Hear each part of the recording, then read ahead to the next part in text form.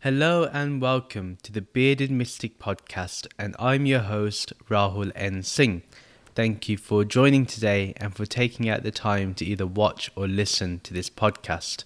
We now continue on with my thoughts on the Bhagavad Gita, and we'll be looking specifically at chapter 2, verses 6 to verses 10.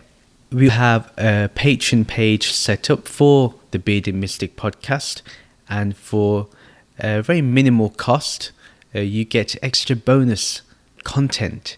Like I mentioned in the previous episode, if you have any questions, you can ask me via social media, and I will give audio responses to those on the Patreon page. The link to the Patreon page is in the show notes and the video description below. Let's get started with verse 6. If we recap, we know that Sri Krishna has started to speak to Arjuna. He was both soft with him, sensitive with him, but then at the same time he was completely harsh. Then we see Arjuna raise further doubts about killing his family members and how he was uncomfortable with fighting in this war. Arjuna is continuing on. Chapter 2, verse 6. It is difficult to say which would be a worse outcome, destroying them or being defeated by them.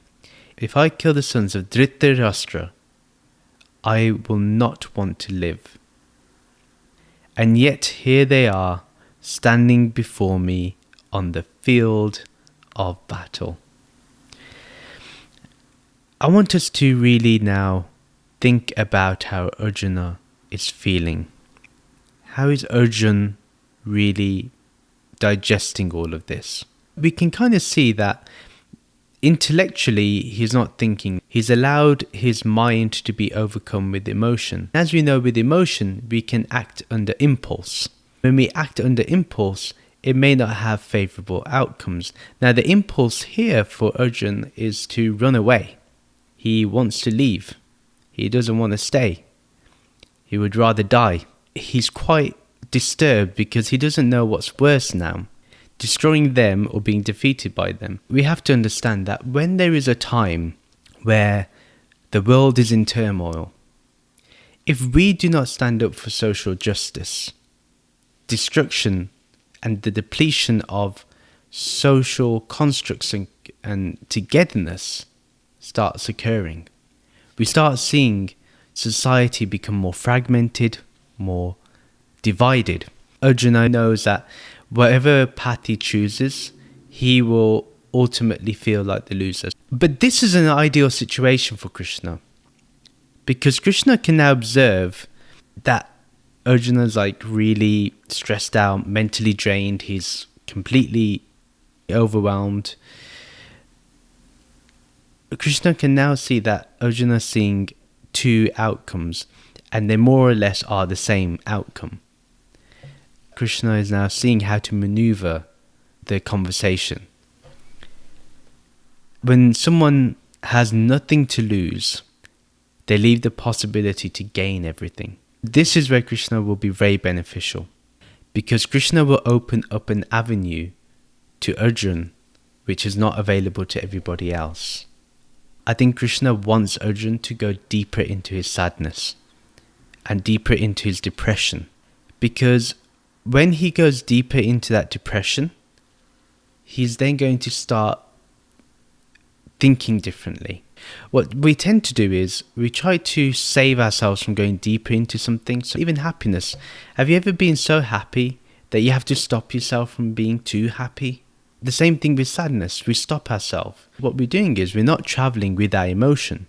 So when we're not traveling with our emotion, we sway here and there. Here I feel that Krishna is allowing Arjuna to really go deeper into his sorrow. So then when the time is right to pull him out, to show him that actually you're at the other end of darkness, but now let me show you the light. The light will have more value. The light will have more of a purpose. This is the way that Arjuna is going to keep cleaning his mind with the doubts that he has. And this is important. When he's asking these questions, he's dealing with his doubts. And that's where like I mentioned, Krishna can then maneuver how he wants Arjuna to be. He then knows how to tackle the mind that Arjuna has. It's really empowering in many ways that even though he's really upset, really sad, he still cares for people. And sometimes we can get so self-absorbed in our sadness that we don't think of others. One doubt that he has is, how can his family kill him? How can they be standing in front of him in the battle? This is when discernment starts coming in, because now he can say, they're standing there ready for the battle. They are not like me right now. Not one of them is feeling what I'm feeling. Now the observing faculty is kicking in. We can establish that it's not the idea of death that actually challenges Arjuna. It's the idea of the values and the ideals of love, family, togetherness, and that being destroyed. He's expressing how they keep one bounded and locked in the prison of the mind. Our attachments don't allow us to grow. Our attachments lead us to feeling weak. I think he's starting to gain that understanding. I feel that with this verse. He talks about killing the sons of the blind king. Now, if you think about it, if the king is blind and you take that as a metaphor, that the king is blind in ignorance, he wants his sons to win because he wants his sons to have the kingdom, he wants them to benefit, he wants the Pandavas destroyed. It kind of shows that it's blind leading the blind. And here we're starting to see that Arjuna is starting to realize this. Verse 7, my thinking is filled with imperfections. Pity has overcome my true nature, and I cannot discern how to follow the path of Dharma with certainty. Therefore I am now bowing at your feet and am your completely surrendered disciple. Please instruct me on the correct path of action. You see the game that was being played by Krishna. He knew how to deal with Arjuna, and Arjuna realized that his thinking is filled with imperfections. He now knows that he's not seeing things correctly. He's not able to discern how to follow the path of Dharma. He's bringing it back to spirituality. This is great about Arjuna, because he's not looking at it now as a family between battles. Now he's saying, how can I be spiritual and do this? How can I claim to be following Dharma and fight in this battle? It's a real nice question to ask, because it's through these challenging questions that we get an empowering response. We can see that he's processed Sri Krishna's few words to him earlier, and it's obvious that Arjuna now recognizes that he has imperfections. He's probably had that moment when he's been crying and he's been upset, that he starts thinking to himself, maybe I shouldn't have said this. Sometimes we go to that in our emotions. At one time we're very self-righteous. We think that if we're upset, we're right to be upset. And then eventually we think, actually, we weren't right. We could have dealt with the situation differently. This is something that I feel Arjuna recognizes. These imperfections were probably not known before. He just discovered them now, and he had not understood them. Now he's realized that he needs to do something. It's always, when we're in a crisis, the mind will throw anything to get attention. When Arjuna's mind was fully distressed, Krishna didn't do anything. During the crisis moment, Krishna didn't react to Arjuna. Arjuna had to really just express himself. I think the mind of Arjuna realized that he wasn't getting the attention. So now the mind plays a different trick. But Bhagavan is smart. He knows what the boy's going to ask for, what his friend is going to ask for. He's got to be ready for it. When we have imperfections, it's because our thoughts are imperfect. And we're not focusing on what is right. We're not focusing on what is real and unreal. We cannot discern between what is dharma and adharma. What is the righteous path? What is the less righteous path? What is the less harmful way? What is the more harmful way? We're not able to discern that. When thought becomes blinded or clouded by attachment, by greed, by pride, by identity, we are not able to decipher what the best thing is to do. Our dharma is always to go towards more of the righteous path. I'm saying more of the righteous and less righteous. I'm not saying wrong path or the false path. The reason for this is that any action we do is subject to change in terms of interpretation. What you did right 5 years ago may not be so right now, but it was right at the time. That's the way life is. For Arjuna, the adharma, the path of less righteousness, would be to lose his family, to kill his family, to kill his mentors, to kill his elders. It's beautiful that he opens up about not knowing how to discern anymore. He cannot discern how to follow the path. We have to recognize his honesty, and that's why I really think that Arjuna is a great devotee, someone to learn from, someone that we can, at least when it comes to the intellectual understanding of the philosophy of Sanatana Dharma or any of the dharmic traditions, it's very important that we're honest. We have to be open enough to say, I cannot discern between what is right or wrong, real or unreal, or what is eternal and what is temporary. That is something that we need to build. And that's why I always emphasize that Gyan, wisdom, is the supreme path. To get to this point, he's had to have some level of awareness. Internally, while he's been going through that turmoil, he's had a sense of awareness that's been watching everything and has probably been in the background saying, I'm waiting for you to finish your little rant. I'm going to allow you to feel pity for a few moments, but awareness will always kick in. That self-awareness is really good. At the same time, he doesn't want something that will disappear with time. He approaches Sri Krishna saying he's completely surrendered. When someone says they're completely surrendered, they're looking for the complete answer. They're not looking for a half-baked answer. Sometimes when we approach a teacher, we approach a guide, or we want to learn something, we approach it half-heartedly. And therefore we only get a half-hearted response or outcome. If we really want to go deeper, we have to fully go in. Arjuna wants something which is going to be complete because he's now surrendering. He's surrendering his intellect because with intellect we can discern. Therefore, by wanting to discern, he's surrendering his intellect and then is allowing Krishna to work on the intellect. He wants to follow that path with certainty, with determination. And that's how we need to be in our spiritual journey. We want to be determined on our path. When we want to attain Brahma Vidya, when we want to attain Brahman, we have to be fully involved. We have to put our whole mind to it, our whole focus on it.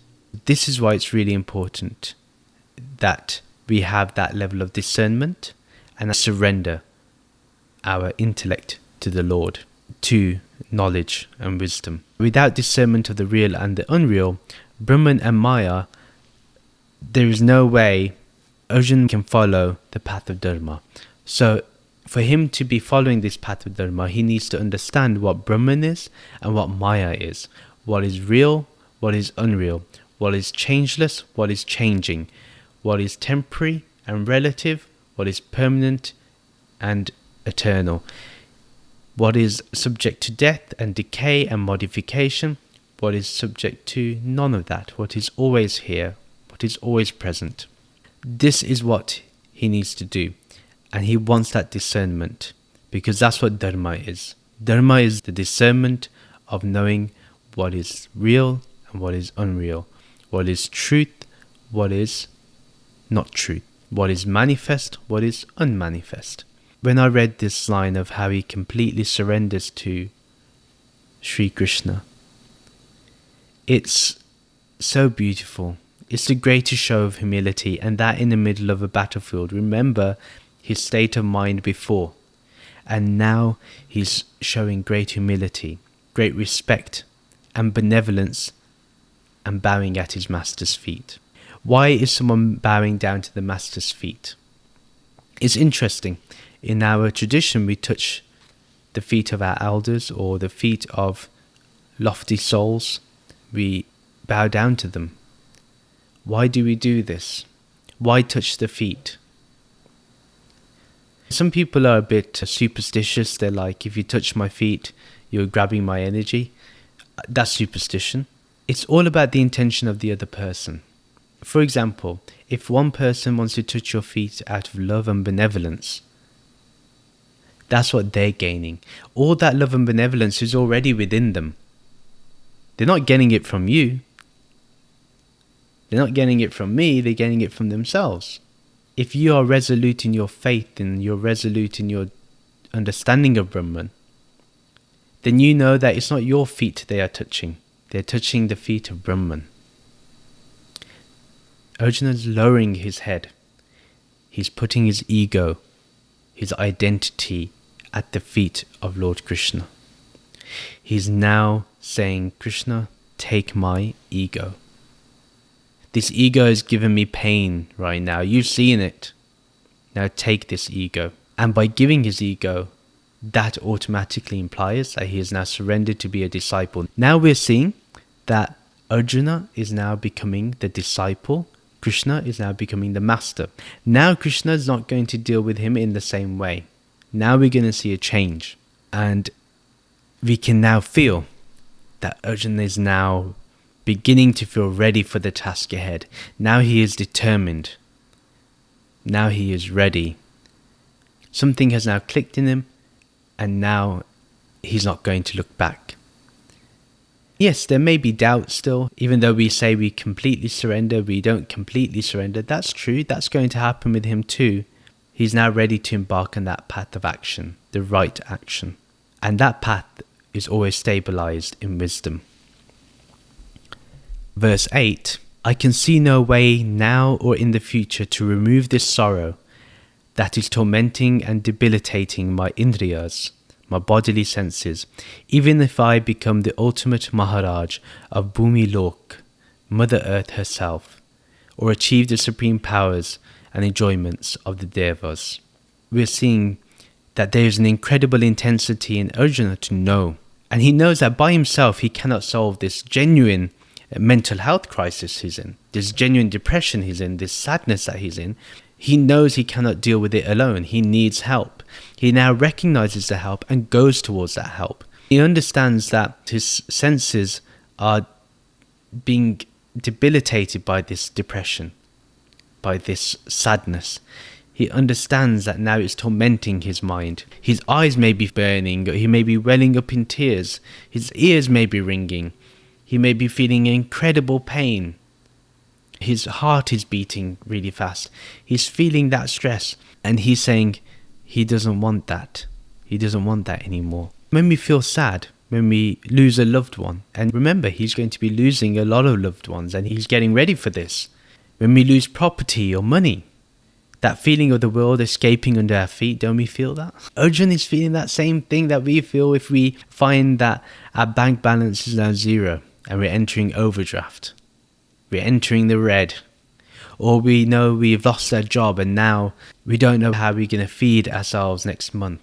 Or we live paycheck to paycheck. We don't know if we're able to fill the gas to go to work or petrol to go to work. That's all because we are linking it to the body and mind identification. We feel the indriyas, we feel these bodily senses because of that. We can all understand Arjuna's plight here. We can all understand how Arjuna is feeling now.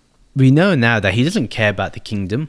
He doesn't care about the world itself. Forget the kingdom. He doesn't even want to own the world. He doesn't even want to have the world in his dominion. And then further on goes on to say that he doesn't even want the supreme powers, and he doesn't even want the enjoyments of the devas in Devlok, the ones in heaven. He doesn't even want what they enjoy. He doesn't care about it. He's not interested. Again, he's showing Krishna that he's ready for the ultimate truth, and he's not going to bargain for anything else. This is how we need to be as disciples. We need to be like that. We need to say to ourselves that no matter how much we achieve, we are not going to let go of this path of enlightenment. We are going to achieve enlightenment at whatever cost. People dream of heaven. And here, Arjuna doesn't even entertain the idea. Remember in the previous episode, we discussed how Sri Krishna said you didn't even deserve heaven. You don't even deserve Svarglok. Here, he's saying he doesn't even want it. He's responding to Sri Krishna by saying this, because he knows where he needs to go. He's probably remembering the teachings he's received earlier in his life. The fierceness here is incredible. You can feel it now. What's interesting is a lot of people fall in love with the idea of heaven. Why? Because they love the idea of heaven because they're going to do what they can't do on earth because they're being tested, but they won't be tested when they do it in heaven. They will enjoy wine in heaven. They'll enjoy virgins in heaven, blonde virgins, I believe. Or they will enjoy seeing their family members in heaven. Everything that is related to the earth is really in heaven. Heaven isn't anything special, it's still material. Here, for Arjuna, it's like, well, all those enjoyments are going to go. If he's feeling sadness and frustration right now, in the circumstance he's in, then even enjoyments will be exhausted at one point. He's exhausted now by his sadness, by his depression, by his mental state. So wouldn't he be exhausted with the opposite end? If he had beautiful asparas, the females who are dancing for him, if he has them around him, how long is he going to be happy with that? Can one always be in that sense of enjoyment, sense enjoyment, because it is senses, even though you're bodiless? How long can you keep it up for? And forget that in Hinduism we have 7 heavens. I believe in other religions they have 7 heavens too. Each star getting better. You go from Holiday Inn to Marriott to the Ritz-Carlton of heavens. Even that's not good enough for Arjuna. There's a complete change in Arjuna. He's focused. He wants to be free. Freedom is his way. He knows liberation is the only thing he wants. Nothing else is going to deter him away from that. He recognizes enough that there is a way out, that he can remove this sorrow. He understands that this sorrow is not everlasting, that this sorrow can be removed. He asks for that. And remember, we don't want sorrow to be removed temporarily. We don't want to put a band-aid over it. We want it to be a complete transformation. We want to go beyond suffering. Pain will always be there. Pain is of the senses. But suffering is our choice. Suffering is always our choice because we determine whether we want to suffer with something.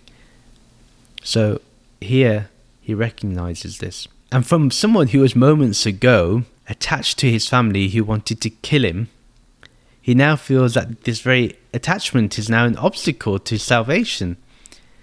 The sorrow is his attachment to the family.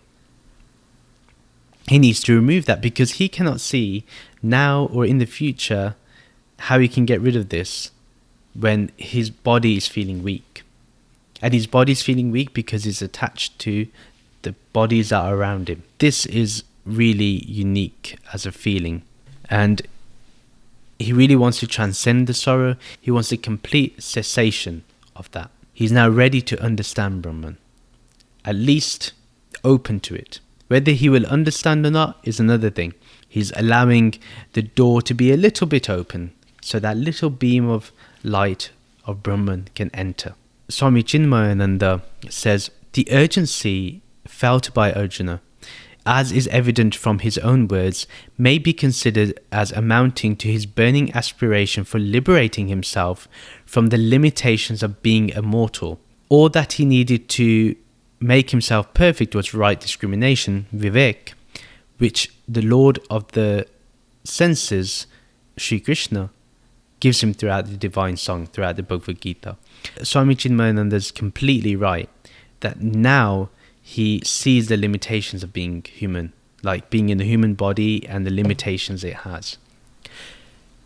When one is able to address that suffering one wants out, only then do we want to escape, not escape it actually, but deal with it. And now he knows that if he's going to remain in this mortal frame, in the boundaries of his senses, he's going to be having a tough time with this battle, and it's not going to help in the long run. we know that the true kingdom is the kingdom of wisdom, not the kingdom of heaven. It's not even a kingdom, but if you want to say the domain of wisdom, the domain of Brahman, that is the ultimate place to be. It's Arjuna's responsibility to ask his master for that teaching. He has to set the record of where he wants to go. If he says, I just want to fight the war, give me the strength, that's what Sri Krishna is going to give him. But Arjuna's asking that he doesn't want any of this. He doesn't want the world, he doesn't want heavens, he doesn't want any of that. He wants the complete truth. He wants to know what he truly is. He wants to get rid of that sorrow that is blinding him to his true self. It's important that the student sets the record straight of what he wants. In verse 9, as Dhritarashtra's curiosity increased regarding Arjuna's state of mind, Sanjay said, then having accepted Sri Krishna as his guru, Arjuna said, O Bhagavan, I will not fight. And with those words, he became silent. A very important verse that needs to be fully understood. The blind king obviously has his interest piqued in Arjuna now. He's in disarray. Basically, he's now seeing that Arjuna is improving. His mental state is actually gaining strength again. The interest is piqued because ultimately what's happening is Arjuna is saying that he doesn't care about the kingdom, but he cares about righteousness. He cares about following dharma. And this will scare anyone that is blind in ignorance. Then they see that someone wants a way out and they're going to find that way out. And not only that, he's with Krishna. He's with the avatar of the time. He's with the master in the same chariot. So this is a big deal. And the key note is that having Sri Krishna as his guru, now before the master can speak, Arjuna has to declare and be honest where he is right now. This is why I admired Arjuna, because he's not said, get rid of my sorrow and I'm gonna fight. He's saying, oh Bhagavan, I will not fight right now. Like, this is still how I'm feeling. So he's not setting Krishna up for any misunderstanding. When it comes to true understanding, a true conversation, you have to understand the other person fully. But the other person has to express themselves in a complete manner. So that's why it's very important for Arjuna to set the record straight of where he is right now mentally. Sri Krishna knows how to address Arjuna in a proper manner, how to answer his doubts completely. This is the true way of dialogue. This is how we should have dialogue with everyone. Arjuna is not your substandard cardboard cutout devotee. Yeah, he's not that. He's a different breed. He's a good breed. The breed that we need to be. And he knows his master. He knows that Sri Krishna has been a great friend. And that no matter what, he trusts his friend. He trusts him completely. And he completely loves Krishna. He completely adores Krishna. This is why he's so honest. And he knows that Sri Krishna is going to do what is necessary. And he knows he cannot fool him. There's no point trying to fool Sri Krishna to say, oh yeah, I'm going to fight, just tell me how to go beyond my body and mind. He's not doing that. He's not people pleasing. Sometimes we like to guru please. We please our guru by saying certain things. But our intentions are something else. Arjuna is not like that.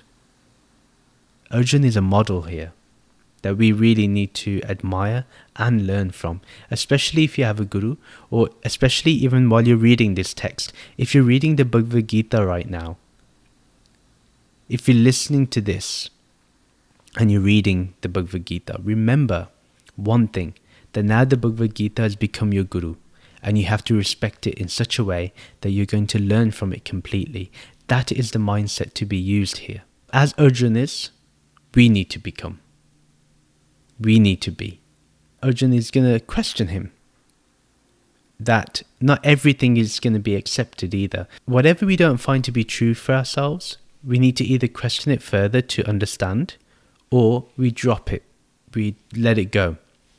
So there is a certain sense of understanding here for Arjuna that, yes, I want to achieve all this. I want to get rid of my sorrow. I want to get rid of my sadness. I want to get rid of this torment that I'm feeling, but I still don't want to fight. I know you want me to fight. I know you want me to go in this battle, but I don't want to do it right now. We make this mistake often in spirituality, especially with gurus, that we can doubt a guru's character, but never look at their philosophy. Arjuna knows the philosophy and places his own verdict on it.